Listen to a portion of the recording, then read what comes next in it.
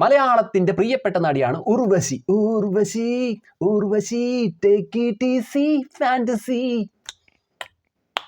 അപ്പൊ ഉർവശി ചേച്ചിക്ക് ദേശീയ പുരസ്കാരം കിട്ടിയിരിക്കുകയാണ് സഹനടിയായിട്ട്. പക്ഷെ സത്യത്തിൽ സഹനടി എന്ന് പറഞ്ഞിട്ട് തരം താഴ്ത്തിയത് വളരെ മോശമായി പോയി. ഈ തവണത്തെ ദേശീയ പുരസ്കാരത്തിന്റെ കാര്യമാണ് ഞാൻ പറയുന്നത്.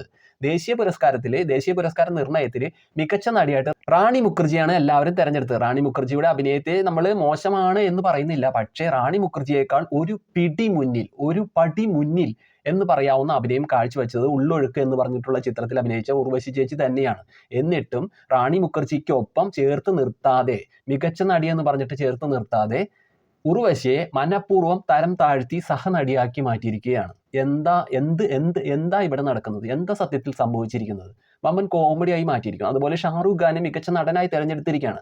വിക്രാന്ത് മാസിക്കൊപ്പം ഷാറുഖ് ഖാനെ തെരഞ്ഞെടുത്തത് വളരെ മോശം പരിപാടിയായിപ്പോയി, വമ്പൻ ബോറും പരിപാടിയായിപ്പോയി. കാരണം ഷാറുഖ് ഖാൻ ഇതിനു മുമ്പ്, വർഷങ്ങൾക്ക് മുമ്പ് ഇതിലും മികവോടുകൂടി അഭിനയിച്ചിട്ടുണ്ട്. അന്നൊന്നും കൊടുക്കാത്ത ദേശീയ പുരസ്കാരം ഈ തവണ ജവാൻ എന്ന് പറഞ്ഞിട്ടുള്ള ചിത്രത്തിൽ അഭിനയത്തിന് കൊടുത്തിരിക്കുകയാണ്. പക്ഷെ വിജയരാഘവൻ എന്ന് പറഞ്ഞിട്ടുള്ള നടൻ പൂക്കാലം എന്ന് പറഞ്ഞിട്ടുള്ള ചിത്രത്തിൽ അടിപൊളിയായിട്ട് അഭിനയിച്ചിട്ടും അദ്ദേഹത്തിനെ സഹനടനായിട്ട് തരം താഴ്ത്തി. എന്തുകൊണ്ട് വിജയരാഘവൻ എന്ന് പറഞ്ഞിട്ടുള്ള ആ മികവുള്ള നടനെ മികച്ച നടൻ എന്ന് പറഞ്ഞിട്ടുള്ള ആ പട്ടികയിൽ ചേർത്ത് വെച്ചില്ല ഇവർ?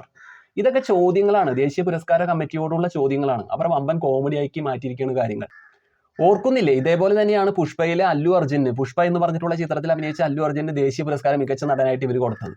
എന്താ അഭിനയം? കട്ട ബോർ അഭിനയം, കട്ട അപരാധം പിടിച്ച അഭിനയം അല്ലു അർജുൻ്റെ. എന്നിട്ടും അല്ലു അർജുന് ദേശീയ പുരസ്കാരം കൊടുത്ത അംഗങ്ങളാണ് ഇപ്പൊ ഇങ്ങനെ ചെയ്തു വെച്ചിരിക്കുന്നത്.